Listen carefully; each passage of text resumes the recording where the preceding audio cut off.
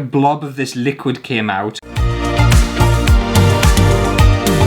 Bonjour à toi, bienvenue sur ma chaîne. J'adore! I can only apologise to the French. I know for a fact I've butchered that. Listen to how fast she says it. Bonjour à tous et bienvenue sur ma chaîne. Well, I can do that. I can't even wrap my head around it, so I've had to try and read it. And obviously, like, it just hasn't gone well. You think? But if people aren't sophisticated enough to know French like me... That said, hello everyone and welcome back to my channel. Actually, no it didn't. Like, I lied. I don't know what I said, but it wasn't that.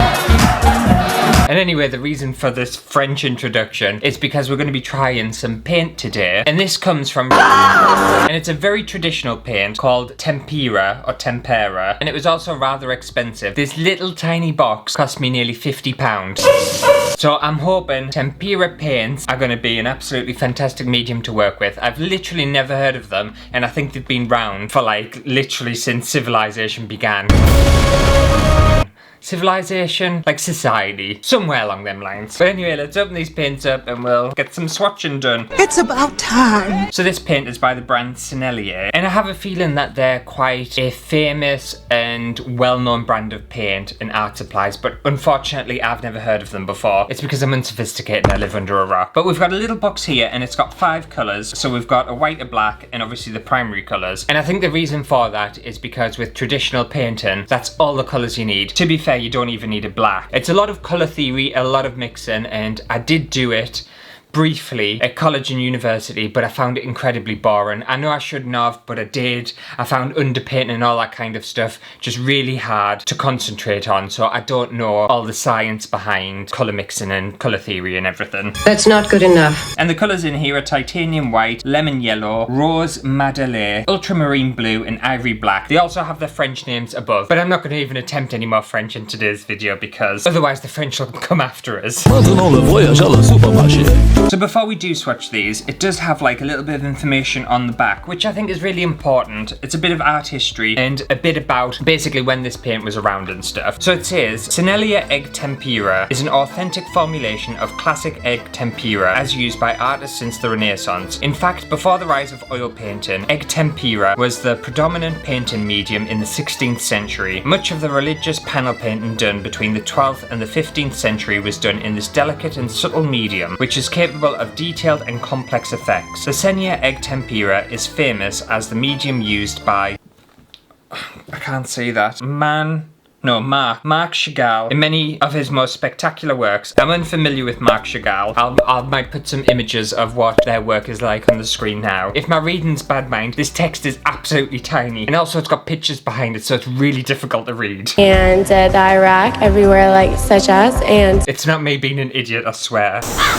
Egg tempera is a semi-opaque, water-soluble and permanent painting medium, wonderful for fine art painting, restoration and icon painting. It's interesting that this is a water-based paint because I 100% thought this was going to be an oil-based medium, but it's not, which is great because it means it's easier to clean. I hate oil paint so much. It is perfect for oil painters who need a highly pigmented, fine art colour alternative to oil painting and its solvents. Its archival characteristics are excellent and do not age or yellow like oil paints, as evidenced by lasting luminosity and beauty of Renaissance paintings. Sennelier uses the same premium quality pigments in the line of egg tempera as they do in their oil paints, assuring the same unequaled vibrancy and brilliance as in the Sennelier oils. It is bound with an centuries-old egg emulsion recipe, given a semi-matte finish that is water resistant when dry. Sennelier egg tempera have working...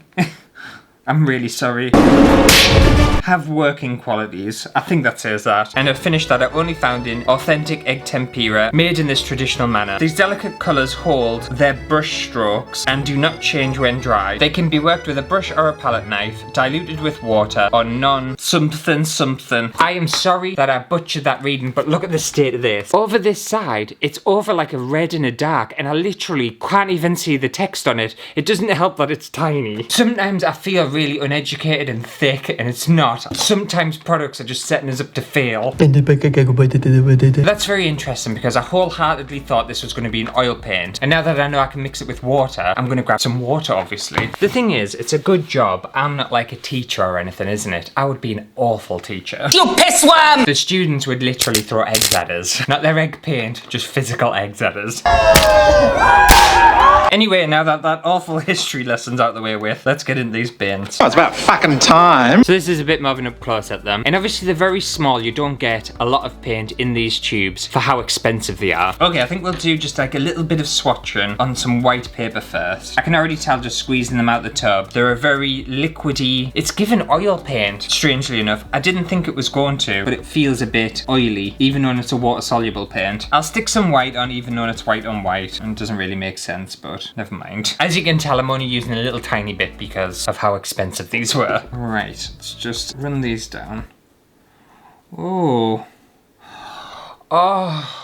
My God. Yeah, spank me. You know when you use a paint and it literally, as soon as your brush hits it, you're just filled with joy and it almost gives you goosebumps at how nice a paint it is. That's how nice these paints feel. The yellow anyway. Yellow is a really hard colour to get right. Yellow often looks really patchy and transparent. This is just very thick. The only thing is with these paints, I've just realised as I was doing it, they kind of dry up and go almost like a little bit sticky and tacky, basically instantly. So there's not a lot of kind of push. You don't get to push it around. So that's the yellow one, fab. Have a little look at this red. Okay, the red, interestingly, is a little bit more sheer. It's a lovely colour and it feels nice on the paper, but it is way more sheer than the yellow. It's still a gorgeous colour. It's interesting because it's got like a lot of deep kind of hues where the paint's thicker, but the more thinner parts, it's given more like a vibrant red. Right, blue. What are you like? Oh, the blue's very deep. It's not as transparent as the red, so it's a lot more kind of full coverage. And the thing is as well, like I look for paints that are quite full coverage and stuff, but it doesn't mean a paint is good or bad because it's got a higher coverage. Some paints are intended to be more transparent. It just depends what you're kind of wanting to do and wanting to achieve with your painting. Alright, let's have a little look at this black. The black seems very thick. The black's incredibly opaque. I think the black out of all of them, it's very good. I like a very opaque full coverage paint, and this black is very, very full coverage. You can't even see the paper behind it. And then just for shits and giggles, even though we're not going to see it, we'll go for the white. Oh well, I can actually see the white on the white. I feel like the white's a very similar formula to the black, and it's that kind of thick, sticky texture and kind of feel. It's almost like tugging on the brush. I just want to have a quick smell to see if I can smell the egg. I don't think I'm going to, but just out of curiosity.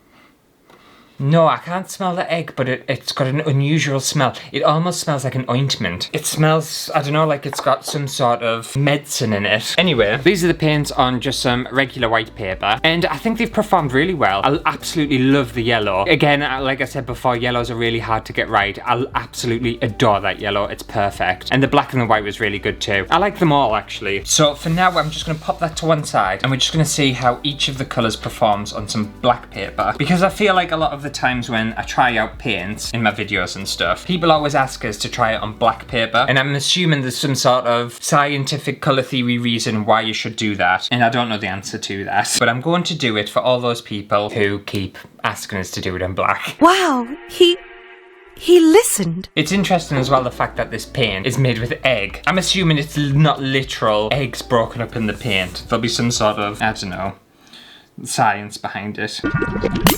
I don't know what happened with the yellow on that one, but like a blob of this liquid came out and it's kind of made it a little bit more patchy. You know when you squirt out a bit of oil paint and it's got that thin, obviously oil residue before the paint actually comes out? That's what happened with a couple of these, and I don't know what that actually is if it's not an oil paint. It's obviously something that keeps the paint liquidy. It might be the egg, I'm not sure. The red looks totally different on the black. Also, this paper's really shit. It's really thin craft paper, so the paint's almost just eating away at it. I don't know what they've done with that black, but that black's amazing. It's just almost like creamy. It just takes over everything it touches, and I feel like that's what you want a black to be. And then we'll see this white a little bit better on this black. These are just very, very thick paint, very thick and sticky. That's how I'd describe it as. Ew. I feel like actually it's got like a little bit of a hint of an oil paint. It doesn't feel like an acrylic paint at all. But this is it on black, and it doesn't look great on this paper because this black paper is really shocking. It's that like thin, shitty craft paper. But you can see it a little bit better there. And you can definitely see the white more on this one. I do find it difficult to actually show colours on a camera because things always look different on camera than they do in person. And even the blue, I think the blue looks a lot different on the black. Right, and because it said it was water soluble, I've already got a little bit of paint on this anyway.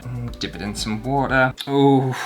It works incredibly well with water. It almost extends the paint. You know how sometimes when you add water to paint, it like dilutes it and washes it out? This feels like it almost adds more paint to the paint when all you're doing is adding just a little bit of water. That's absolutely gorgeous. I'm coming. I'm quite surprised, like it was talking about in the olden days or whatever, that people switched to oil paint as their preferred medium choice. I don't know why. Why didn't they stick to this tempera paint? Or what's it called? I keep wanting to call it tempura, but that's prawns. Because I find this tempera paint way more user-friendly. I've always struggled with oil paints. Look at that, you can even eat away at this thicker bit of paint and just drag it right back down. Oh my god, yes.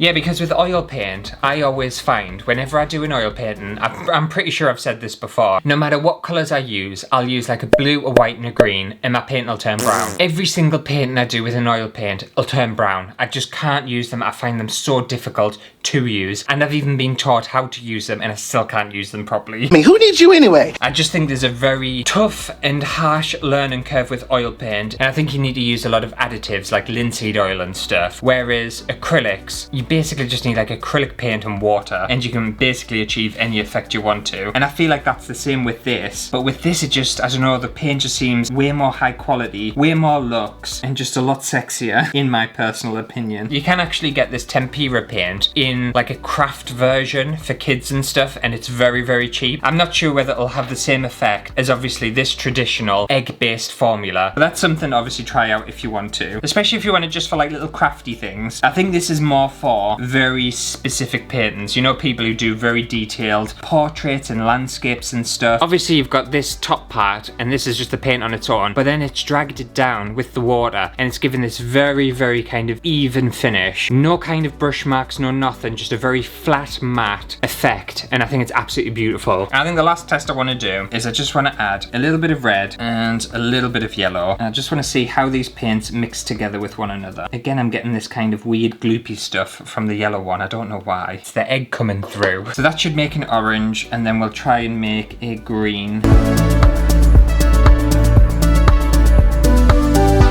Oh my god, that was so easy to mix, and it's created this gorgeous reddy orange hue. Let's try and make this green. This is like a deep mossy green. I just want to add like a tiny, tiny bit of white.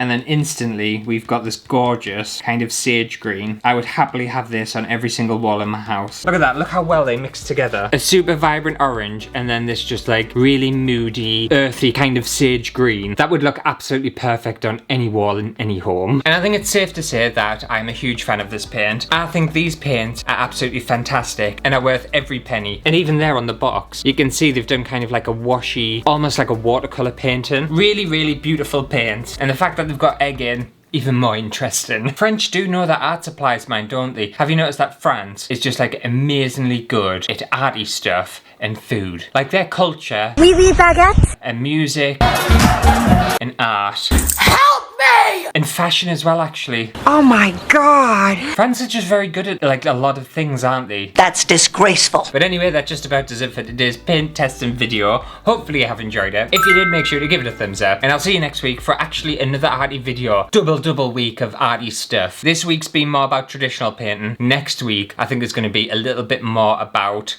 modern painting. I think it's going to be an interesting concept, so we'll see if it goes okay. Also, if you wanted to see, these brushes just clean nicely with water. I'm so happy that they're not like oil paint. And I was like, oh, here we go. I have to clean my brushes and it's an absolute arse on. Dead easy. Just a pot of water and just yup. That's my favourite kind of cleaning. Lazy cleaning.